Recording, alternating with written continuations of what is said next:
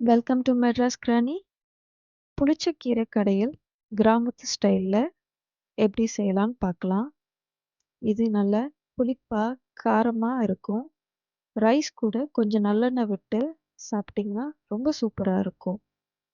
இதுக்கு நான் ஒரு கட்டு புளிச்சக்கீரையை நல்லா க்ளீன் பண்ணிவிட்டு அந்த இலையை மட்டும் எடுத்திருக்கேன்.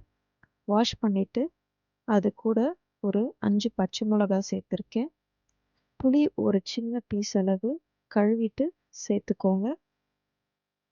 1 டம்ளர் அளவு தண்ணி ஊற்றி மஞ்சள் தூள் சேர்த்து நல்லா வேக வச்சு எடுத்துக்கோங்க.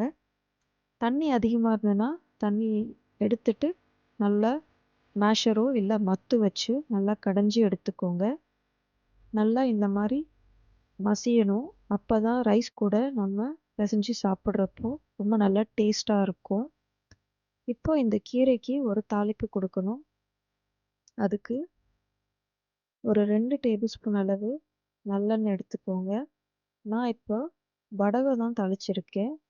வடகம் இல்லைன்னா கடுகு, உளுத்தம்பருப்பு, வெந்தயம் தாளிச்சுக்கோங்க. ஒரு 10 காஞ்ச மிளகாயை இந்த மாதிரி கிள்ளி சேர்த்துக்கோங்க. காஞ்ச மிளகாய் நிறையா இருக்கணும், அப்போ தான் நல்லாயிருக்கும். அந்த விதையை வேணால் எடுத்துருங்க.